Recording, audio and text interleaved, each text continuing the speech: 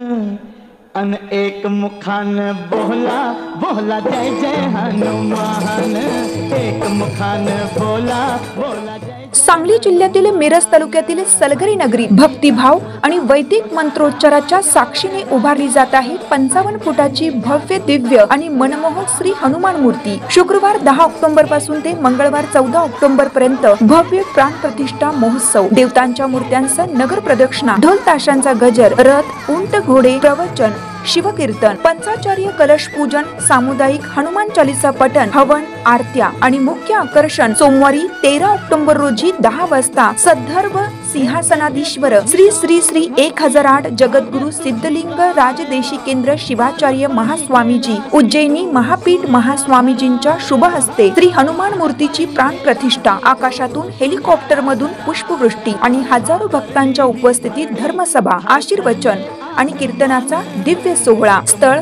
महादेव मंदिराजवळ जांडरावाडी रोड, सलगरे। तर भक्तांनो, या अविस्मरणीय क्षणाचे साक्षीदार व्हा। चला सारे कुटुंबियांसह सलगरे येथे अवश्य या।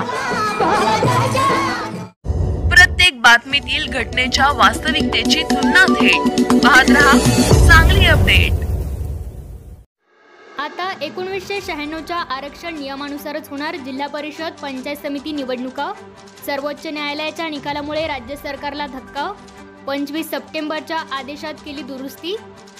राज्यातील जिल्हा परिषद पंचायत समितीच्या निवडणुकांमध्ये 1996च्या नियमानुसार चक्रानुक्रमे किंवा आळीपाळीने आरक्षण देण्याची मुभा राज्य निवडणूक आयोगाला राहील, असे सर्वोच्च न्यायालयाने स्पष्ट केले आहे।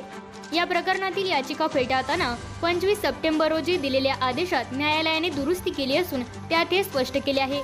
त्यामुळे आता राज्य निवडणूक आयोग कोणत्या पद्धतीने आरक्षण देते हे पाहणे महत्त्वाचे ठरेल।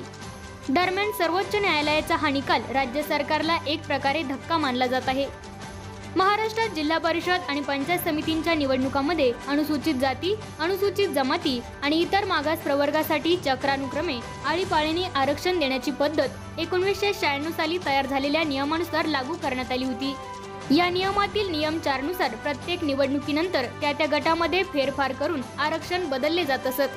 म्हणजेच मागील निवडणुकीत ज्या गटाला किंवा गणाला आरक्षण देण्यात आले होते त्याच गटाला पुढील निवडणुकीत आरक्षण मिळणार नाही। त्यामुळे कोणताही गट किंवा गण कायम आरक्षित अथवा अनारक्षित राहत नव्हता। या पद्धतीनुसार 1997, 2002, 2007, 2012 आणि 2017 या सर्व जिल्हा परिषद निवडणुकांमध्ये आरक्षण ठरविण्यात आले।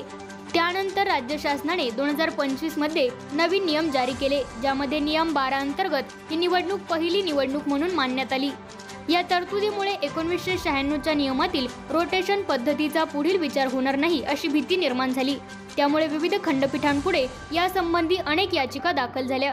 नागपूर खंडपीठाने या याचिका फेटाळल्या आणि तो निर्णय सर्वोच्च न्यायालयात विशेष अनुमती याचिकेद्वारे आवाहन करण्यात आला।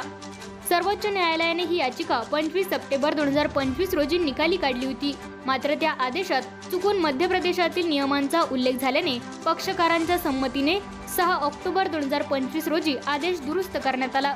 दुरुस्त आदेशात सर्वोच्च न्यायालयाने स्पष्ट केले की सद्यस्थितीत आम्हाला असे वाटते की जोपर्यंत सक्षम प्राधिकारी 1996 साली तयार झालेल्या नियमातील नियम 4 मध्ये नमूद केलेल्या निर्देशानुसार आरक्षण प्रदान करते, तोपर्यंत 2025 आरक्षण देण्यासंदर्भात तयार करण्यात आलेल्या नियमामधील नियम 12 ज्यावर आक्षेप घेण्यात आला आहे त्यामध्ये कोणत्याही प्रकारचा हस्तक्षेप करण्याची आवश्यकता नाही।